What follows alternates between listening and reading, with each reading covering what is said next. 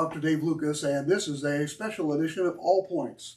We appreciate so much you tuning in to this very special program, and we have a very, very great treat for you today, and we hope you'll stay with us, and we'll hope you'll share this program right now. Why is that? Because we're going to be interviewing a very good friend of ours. Why is Harold Graham important? Well, he's from Meigs County, Ohio, and for those of you who are in Ohio, you know that Meigs County is not a very populous place, and yet Harold Graham is a retired Master Sergeant of the Air Force Special Operations, which is Special Ops, and so we want to bring his story to you. We're going to go now to Mr. Harold Graham and introduce him to you all. HD, it's a real pleasure for you to be on the program. Thank you so much for consenting to do these interviews. Nice to have you, Dave. Really nice. We really appreciate the opportunity to be here on your farm. And if you don't care, why don't you go ahead and give us a little bit of a background on your experiences. You were raised here in Meigs County. Give us sort of an overview of your life, if you would. I was born in Canoe County, West Virginia. We moved here when we were 13. My twin brother and I, and my mother. All the other children, there were 17 of us total, had graduated from high school, been in the military, or still serving in the military. And so we moved over here so we could enjoy, we thought, a better life. And it's turned out that we have enjoyed a much better life than we would have had for opportunities that existed in West Virginia at the time. And out of my large family, was actually two families combined, the Sampson family and the Graham family. My dad's first wife was the best friend of my mother, and they had a pact that if anything happened to my dad's first wife, Pearl, my mom would take care of the kids till they were 18. If anything happened to my mom, Pearl would take care of her kids till they were 18. And Pearl happened to die about the same time my mom's first husband died. Wow. And they got together after that and raised all us kids. And there were 17 of you? There was 12 boys and 5 girls. A lot of people around here still does not know that. That's a huge family. That was a huge family, and I think my mom ended up with 62 grandchildren and 106 great-grandchildren. Wow, what a huge... Do you have family reunions? We do every year, last Saturday in July. Is that right? And how many come generally? Well, the last time we had reunions, last year we had 65 present. That's incredible. That's a huge family. So you went to high school over here? I graduated from Scipio High School in 1960. Scipio? Yes. That's interesting. This is Scipio Township, and high school was named Scipio Township High School, but everybody called it Scipio High School. And a lot of the people called it Harrisonville, but it was never really named Harrisonville. So Harrisonville is the small community that we are near, yes, but we're not too far from Pomeroy, Ohio. If people are trying to place this on the map, Pomeroy, Ohio, and then you might look up and see some maps do have Harrisonville on there, but most everybody has Pomeroy. And how many miles do you think we are from Pomeroy, which is right on the river? Probably 8 or 9 miles. 8 or 9 miles. Yeah. Pretty close. Pretty close. Pretty close. And you had a full life. You graduated. What made you decide to go into the military? I know that you have had an illustrious life in the military, and we'll get into that in a few minutes, but how did you decide to end up going to the military? Well, I wanted to follow the footsteps of all my numerous brothers. And 11 of us, 12 brothers, served in the military, and 7 of us are retired from the military. 3 Army, 3 Air Force, and 1 Navy. I guess we weren't tough enough to be Marines. They say those leatherbacks are pretty tough. So when you were in high school, is that what you dreamed of doing? Did you decide early on that you were going to go into the military? That had been my dream all along. Oh, is that right? Even when you were younger? Yes. And so did you graduate from high school, or did you go in before you graduated from high school? I graduated from high school in 1960, and I was just 16 at the time. And I had to wait till I was 17 and then talk my mom into signing my enlistment papers, which it took me a couple months to do after I turned 18. So you kept talking to her and talking to her and talking to her. She promised she would and finally got around to it. So she finally decided to sign your papers, and you signed up for the Air Force, is that correct? Yes, I did. And my twin brother, he graduated the next year from Albany High School, and he went into the Navy. So he went into the Navy, you went into the Air Force. Were you going to fly jets, or what was your dream going into the Air Force? You had to have some sort of an idea of what you wanted to do. Well, I had three options in the Air Force, which I thought was really good. I could be in personnel, I could be a medic, or I could be in administration. And I chose personnel, and then I wondered maybe I should have chose the medical career field because I always had an interest in that. But when I was in Vietnam, I was a medic. When I was with the Special Forces, I was in Air Force Special Ops at the time, and I ended up being a medic. So you ended up being a medic anyway. Right. Now, when you entered the Air Force, did they have special ops at that time?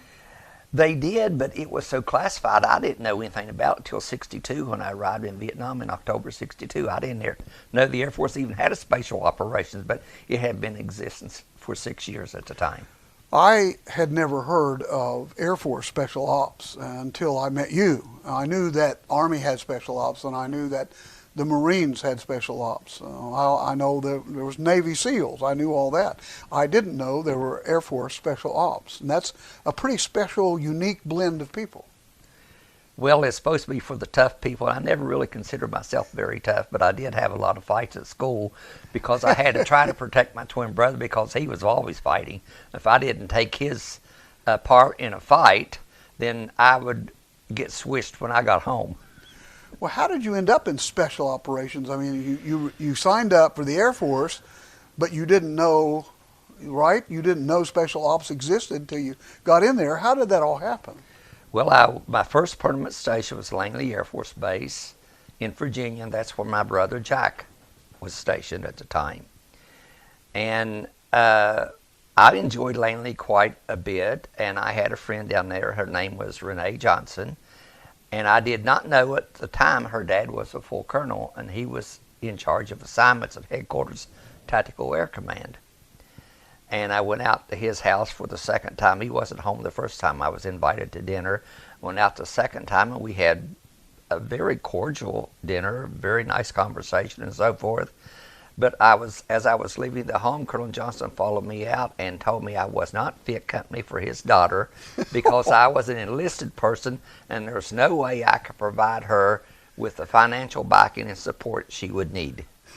So he thought you guys were kind of romancing, and you thought you being invited over for a good home-cooked meal. Right. And things so what happened? Well, we were never girlfriend, boyfriend, just per friends. se. Just friends. And she would come to the library where I would be at the library studying the countries of Southeast Asia because I really, really had a lot of interest in Southeast Asia because when I was in basic training at Lackland Air Force Base, I met airmen from Laos, Thailand, and Cambodia.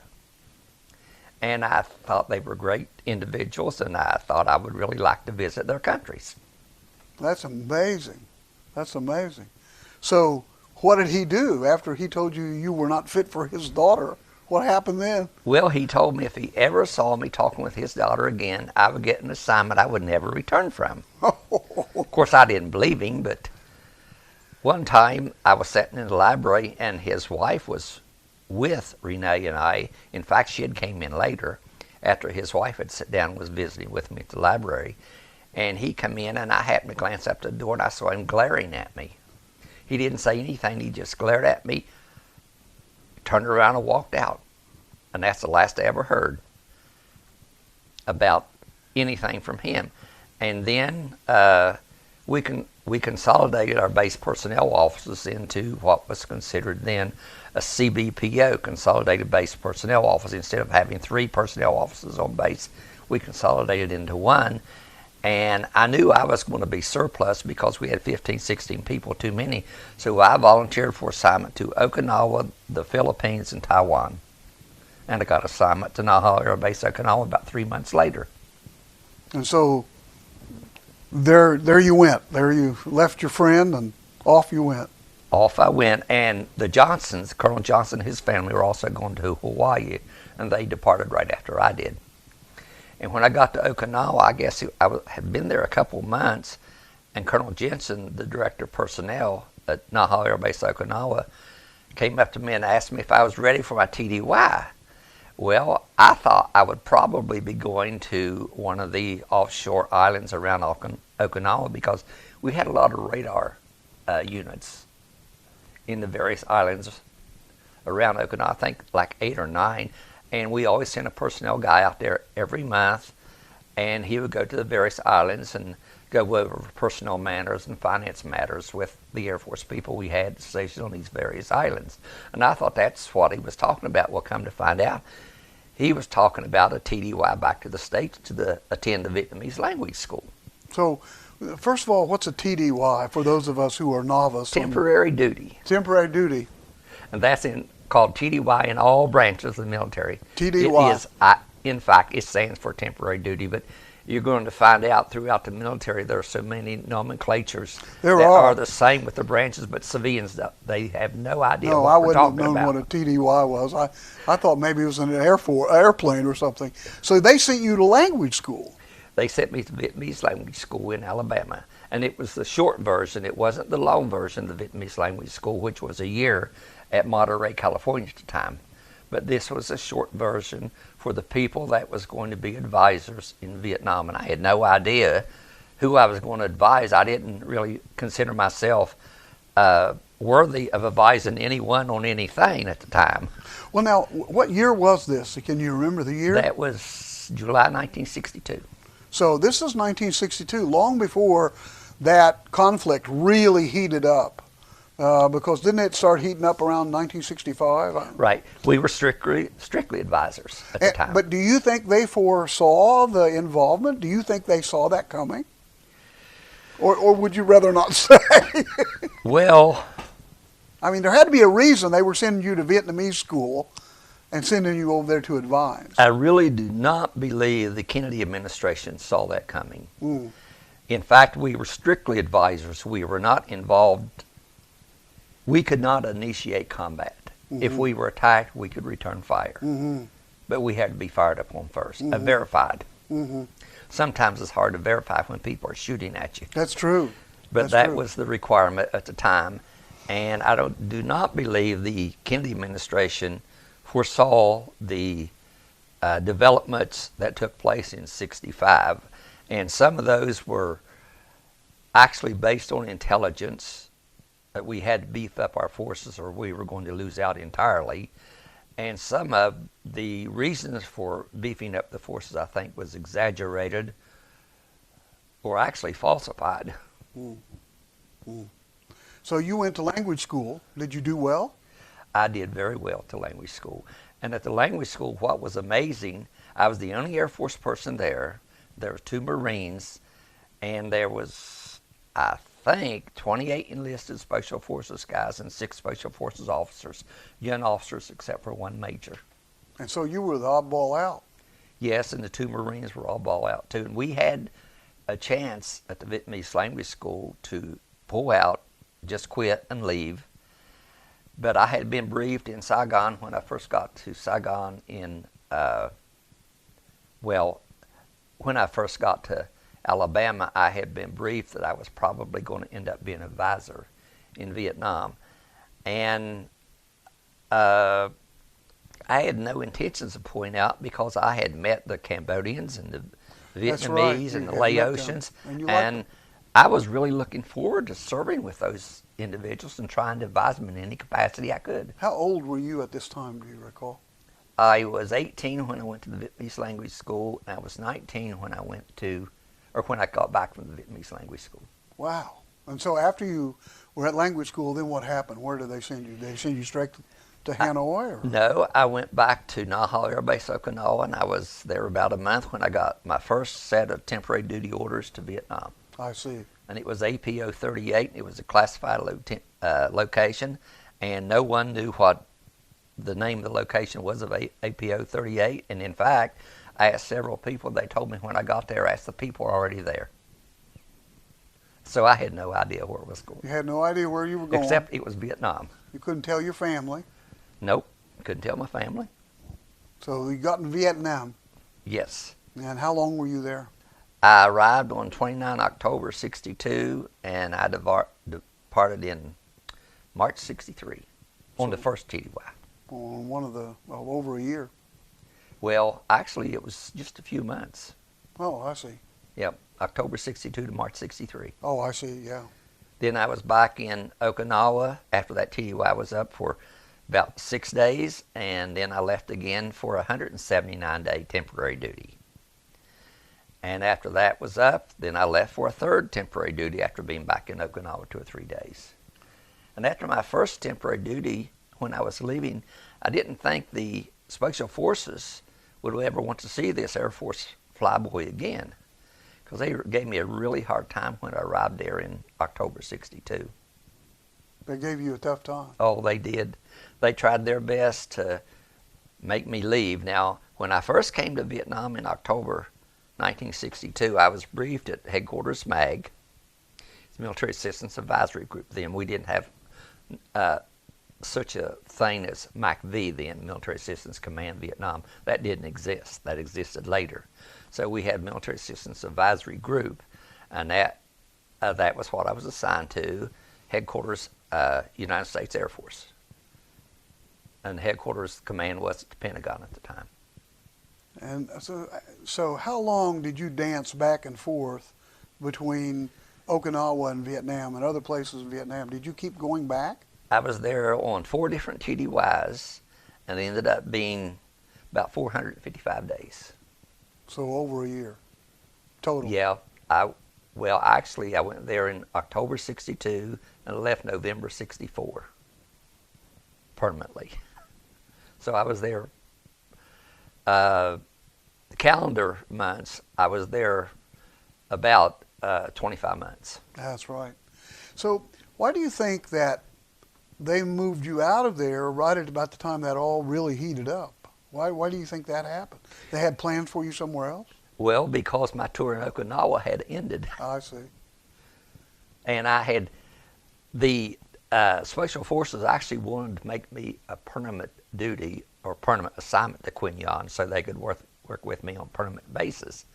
But Air Force would not go along with that because I'd already spent over 25 months in country. I see. And they said, nope, he's got to go back to the States. So you had fulfilled your sort of obligation and they were going to take you back to the States. Well, at the time, we did not have any permanent duty military personnel in Vietnam except the embassy staff, and we had Marine guards at the embassy. This was prior then to all that Right.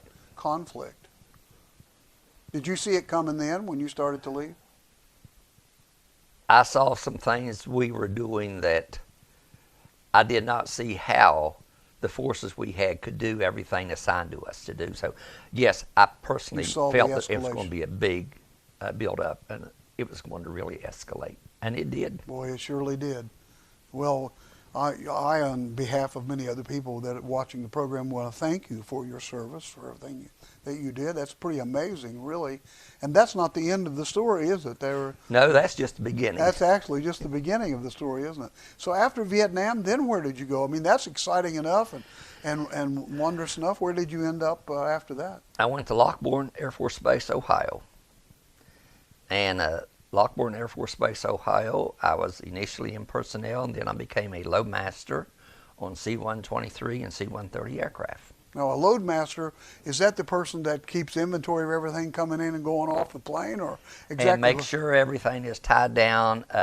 We got to figure the weights to make sure the plane is not overloaded or way too much to take off, because C-123s and C-130s, they do have a weight capacity or they can't lift off the ground. And that is mainly the loadmaster's responsibility to check the weights and balances, tie everything down. And it's got to be a balanced load, like you Yes, said. it does have to be. So you have to kind of engineer that You load. can't have everything on the right side or everything on the left side. What's the oddest thing that you transported when you were loadmaster? You transport a tank, a jeep? Probably animals. Animals? I don't even know if I want to know about this. Well, in Vietnam, I was also on Air America quite often, and we had more animals on Air America than we had people. Why would they take animals? Well, every time we moved the Montagnards from village to village, or take them out of Laos and take them into Vietnam and set up a new camp or something, we took the whole village. The water buffaloes, the pigs, you're the kidding me. chickens, everything. All their And animals? the people. Air America, for those of you watching may not know, and you correct me if I'm wrong, but I think I'm right. Those were flyboys from CIA. Is that correct? Or should Well, you say that? most of the pilots were civilian pilots. They were not military pilots, but they were employed by the government, Okay. our government. He'll say it that way, you know. With those of us who have not been sworn to secrecy, well, we've always heard they were CIA. You actually flew water buffalo and yak and everything around? Yes, Oh, that had to anything be the a villagers mess. had, they wanted to take with them. Don't argue with me about Noah's Ark anymore. I don't want to hear it. Now, the only thing we didn't fly were the wild animals. We flew mostly domesticated animals, but we had no leopards, no tigers, no elephants, anything like that I was aware of. You didn't fly an elephant as far as you know. Now, actually, I wasn't the loadmaster on the Air America flights, but I did assist the loadmaster because I had the experience, and oftentimes they didn't have the experience. Right. And believe me, when you're trying to tie down animals and things, no amount of experience is a lot of help. That's They incredible. just don't cooperate. They don't understand English. They didn't understand Vietnamese. So you really can't even talk to the animals like you're not Dr. Doolittle, right? It's just tie them down and hope for the best. Well, the best thing was pet them, keep them comfortable, let them know you were their friends, and most of them responded pretty well. Oh my gosh, I've never heard that story before in my lifetime. Hear it first right here on this special edition of All Points. Was that the most interesting thing that you hauled around? Were the animals, or were there some other days that you kind of shook your head and thought to yourself, oh, what am I doing? Well, when we had an Air America flight come in, and there was Americans waiting to board and Vietnamese waiting to board, just as soon as that plane would touch down, they'd have to cut the recip engines with propellers because the people would just run out in front of the planes and everything to stop them to get on board. They all wanted on board. They had absolutely no discipline whatsoever. Mm.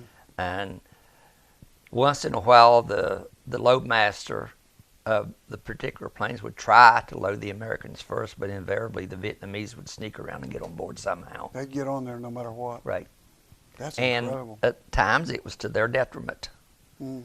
such as the coup in Vietnam in 1 November 1963, when a combination of forces overthrew the first elected South Vietnamese government they ever had, the only elected South Vietnamese government they ever had. And we were at Nha Trang at the time, and we had gone to Nha Trang. We had flown from Quy Nhon to Nha Trang on an Army Caribou.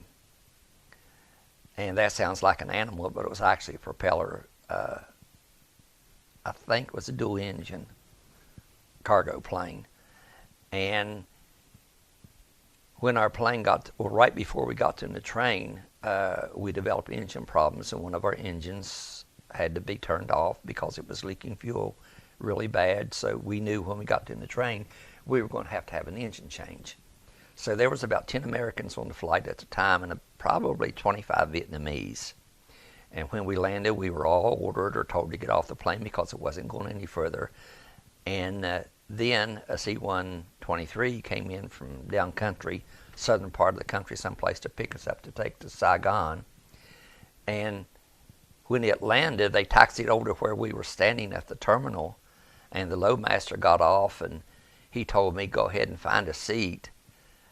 And he couldn't take everybody there because he didn't have enough seats left because there was 25 Vietnamese troops on board. And so I went to the plane. I found a seat in the back. I had just sat down and buckled up, and all the Vietnamese standing there rushed to the plane, and the plane couldn't take off till he got everybody seated and didn't put the excess numbers off. I think he put 7 or 8 off because he just didn't have the seats Didn't for have them. room. But they actually beat the loadmaster on the plane, and he was running after him, yelling for him to stop and so forth. And they weren't paying any attention to what he said, even if just they had to did get on that understand. plane. They wanted to get on that plane. Right. And the ones that got on the plane when we eventually landed at Saigon because we were running out of fuel, so we had to go in. The rebels captured the plane, everybody on board. They shot every Vietnamese on the plane right in their seats. Oh my God. And the plane looked like a sieve, the size of the plane. and the Americans, they took off the plane. Well, that's awful. But that's what they did. Vietnamese troops, also Vietnamese civilians and everything. Because they didn't know who was pro-government, who was pro-rebel or whatever at the time. So they didn't take a chance. Wow, that's just terrible. That is terrible. Yes, it is. Now, you have written, correct me if I'm wrong, 7 different books. Correct. And so in these videos, not only are we going to continue these stories that are just absolutely fascinating, and is this the first time you've ever done these on video? I think this is the second.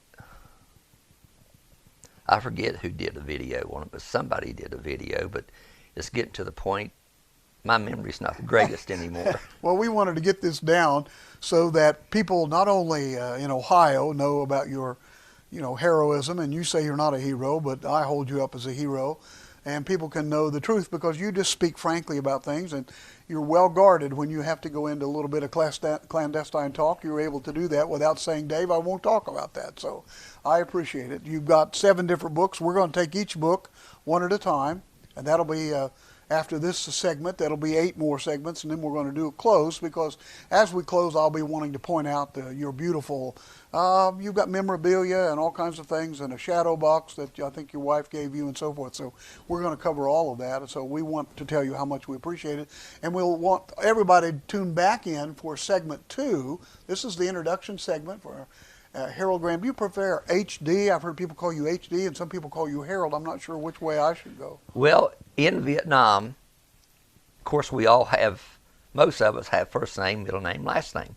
But in Vietnam, you could not be called by your first name or your middle name or your last name, because you would end up on a hit list, the Viet Cong hit list. And on my second tour in Vietnam, I had to leave the country 2 months early because I was on a hit list. There was 10 names on that hit list, and only 2 of us survived. Oh, my. And we came out same time, 2 months. Both of us came out 2 months early. Oh, my. So everybody over there had a nickname or something that the Special Forces or someone dreamed up or renamed you, but it was not your actual name. What is your... Could be initials or about was anything. it HD? Yes. HD. We'll call him HD because that's his hero's name. This is the man that's been on a hit list. As far as I know, never been on a hit list. This is a man who deserves your attention for the next few segments. You be sure to Graham story. Retired Chief Master Sergeant. Chief Master Sergeant. I want to make sure I get that right because, again, I apologize for not having all the military lingo down. And lives right here in Meigs County, Ohio now on the Rocking G Ranch. Yes, place I started buying when I was 17 years old. And you told me that. You're buying it on land contract. Right. You kept sending the money back, or how'd they do that? Well, I always made my monthly payment on the land contract, and I bought the first 248 acres from an absolutely lovely woman that was a Meigs County native, and her name was Ava Gilkey. And she was the most wonderful woman I ever knew, and I was so happy to know her and deal with her, and she was the best friend we ever had until her death. Oh, that's amazing. So we're going to continue this. We want to thank you so much for tuning in. We're glad that you were able to do it, and we're thankful. I want you to know that we will have first of many. So thanks for watching All Points. We'll continue these with H.D. Graham and the great story of the Air Force Special Ops. Thanks for tuning in. We'll see you on the next segment. Thanks.